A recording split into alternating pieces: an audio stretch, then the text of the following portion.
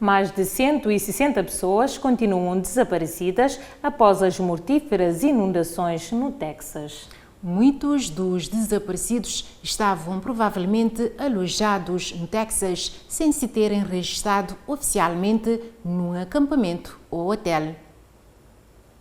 O número de mortos na sequência das cheias repentinas que atingiram o Texas na semana passada subiu para pelo menos 107. Mais de 160 pessoas continuam desaparecidas, segundo o governador do estado de Texas, na sequência das inundações mortíferas que mataram mais de 100 pessoas durante o último fim de semana. O número triplicou depois das autoridades locais terem criado uma linha direta para a qual as famílias podem ligar para comunicar o desaparecimento de pessoas. Muitos dos desaparecidos estavam provavelmente alojados em Hill Country, no Texas, sem se terem registrado oficialmente num acampamento ou hotel, segundo o governador do estado. Afirmou que a maioria foi dada como desaparecida no condado de Kerr, onde a maioria das vítimas foi recuperada até agora. Segundo consta, os inspetores do Texas aprovaram o plano de emergência do Camp Mystic apenas 2 dias antes das inundações mortais. 2 dúzias de pessoas morreram no campo de férias cristão só para raparigas, a maioria das quais crianças. O campo não foi evacuado e foi especialmente afetado depois do rio Guadalupe, nas proximidades, ter subido 9 metros em 60 minutos durante a madrugada. Uma parede de água inundou as pessoas nos acampamentos e tendas. Alguns sobreviventes foram encontrados agarrados a árvores. Pelo menos 27 campistas e conselheiros do acampamento morreram durante a inundação. Segundo as autoridades daquele país, 6 pessoas ainda não foram encontradas. As equipas de busca e salvamento na zona estão a utilizar equipamentos pesados para desembaraçar e retirar camadas de árvores, desenterrar grandes rochas nas margens dos rios e mover enormes pilhas de detritos na busca das pessoas desaparecidas.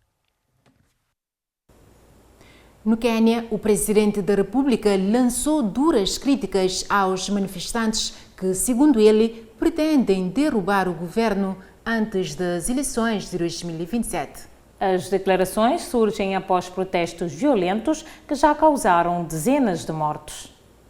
O presidente caniano William Ruto advertiu esta terça-feira os manifestantes antigovernamentais, acusando-os de tentarem destabilizar o país com o objetivo de os destruírem antes das eleições presidenciais previstas para 2027. Durante uma visita ao interior do país, Ruto disse que os opositores querem semear o caos, organizar manifestações, queimar bens e provocar desastres, sublinhando que o Quênia é uma democracia e que tais atos não serão tolerados. As declarações surgem 2 dias depois dos protestos nacionais de segunda-feira, dia 7 de julho, conhecidos como Saba Saba, data simbólica para o movimento pró-democracia queniano. Nesse dia, pelo menos 31 pessoas morreram, mais de 100 ficaram feridas e centenas foram presas, de acordo com a Comissão Nacional de Direitos Humanos do país. Na capital Nairobi, a polícia bloqueou as principais vias e usou força letal para conter os protestos, que também foram marcados por saques e confrontos. Entretanto, figuras da oposição apelaram ao boicote generalizado a empresas e instituições ligadas ao governo de Ruto, que foi eleito em 2022 com uma campanha voltada para os mais desfavorecidos, mas enfrenta desde o ano passado uma crescente rejeição, sobretudo entre jovens, devido a medidas econômicas impopulares. Desde junho de 2024, Quênia tem sido palco de protestos recorrentes contra a nova lei orçamental. Estima-se que a repressão policial já tenha causado cerca de 100 mortos no total, além de inúmeros desaparecidos forçados. Organizações de direitos humanos condenam a violência das forças de segurança e alertam para o risco de deterioração da democracia no país, que tem mais de 55 milhões de habitantes.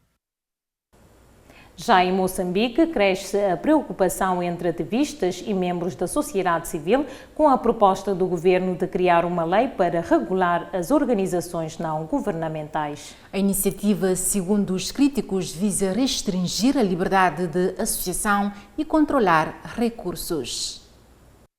O governo moçambicano, por meio do Ministério da Planificação e Desenvolvimento, está a operar uma proposta de lei para coordenar e regulamentar a atuação das organizações não governamentais no país.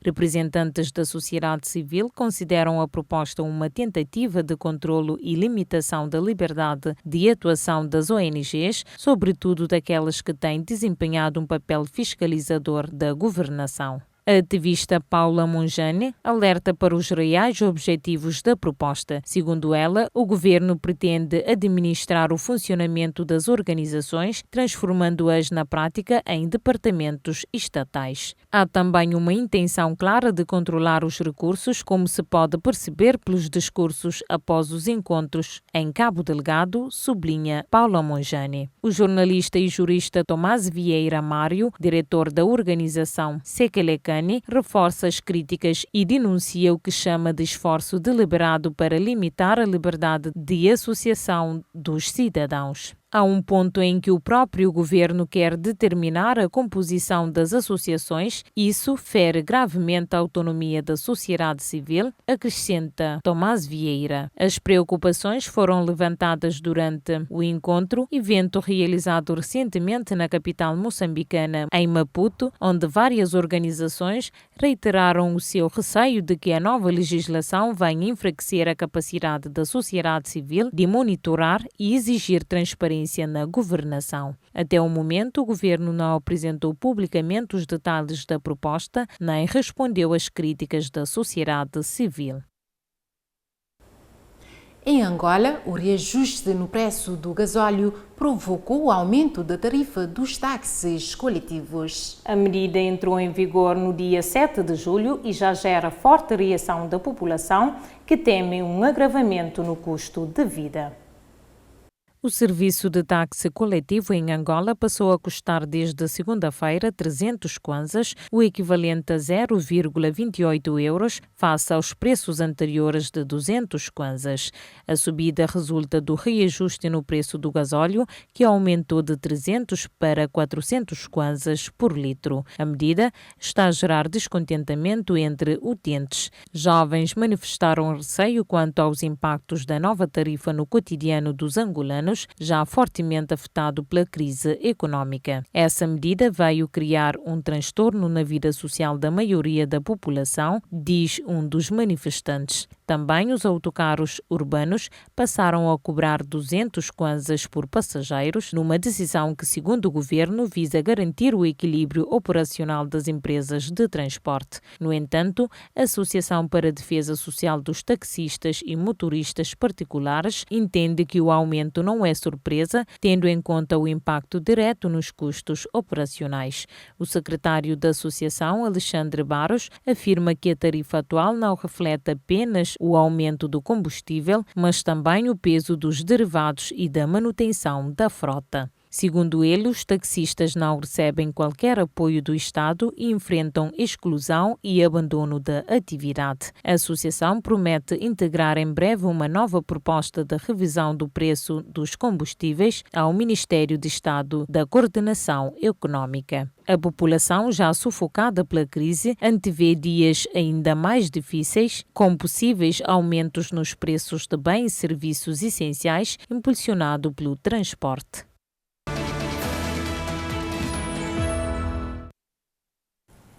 Vamos agora ao giro pelo mundo. A China rejeitou as acusações feitas pela Alemanha de que teria apontado um laser a um avião militar alemão no Mar Vermelho. O incidente alegadamente aconteceu durante uma missão da União Europeia para proteger embarcações contra ataques de rebeldes no Iêmen. O governo negou esta quarta-feira as acusações feitas pela Alemanha, que afirma que um avião da Força Aérea foi alvejado por um laser emitido por um navio de guerra chinês no passado dia 2 de julho, durante uma operação no Mar Vermelho.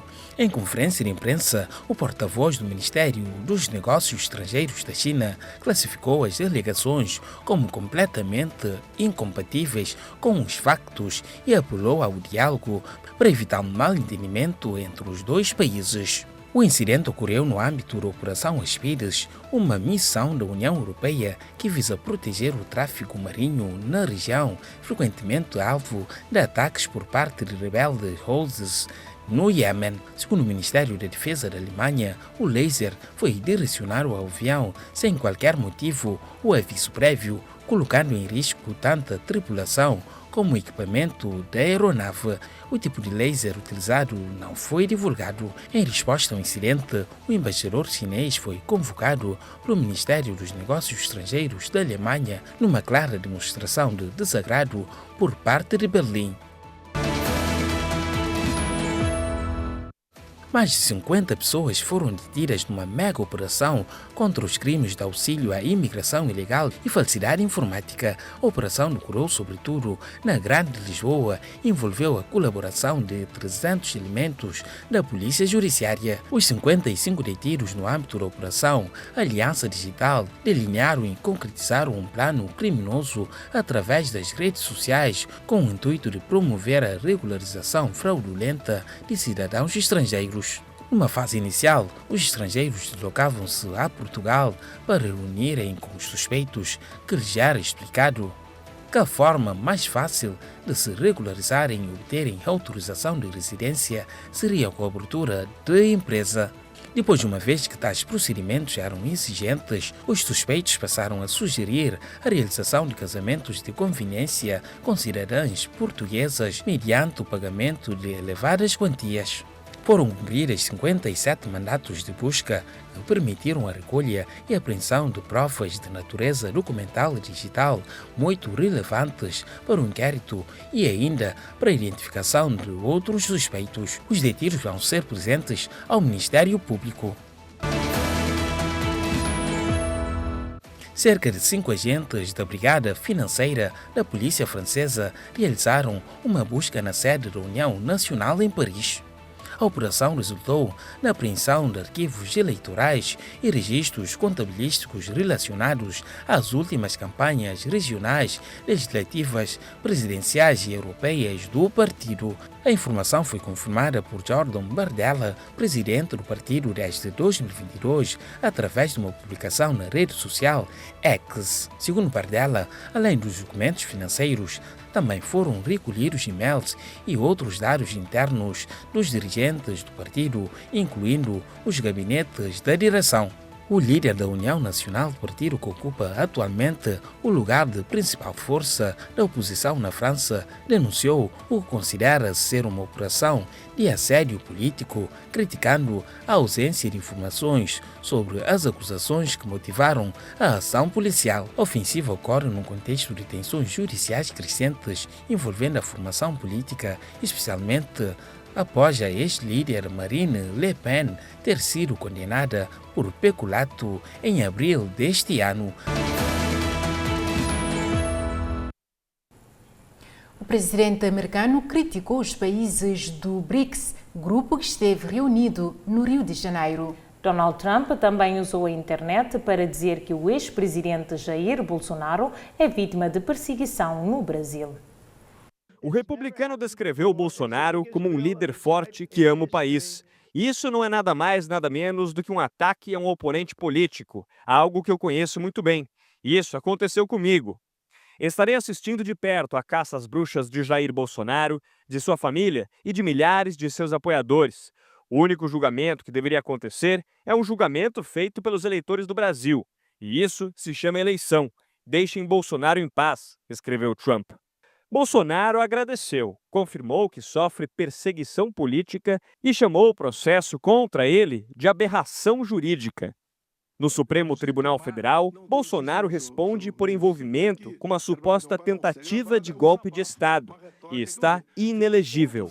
Trump e o ex-presidente mantêm uma relação próxima. O brasileiro declarou apoio ao americano nas eleições e celebrou a vitória do republicano em 2024.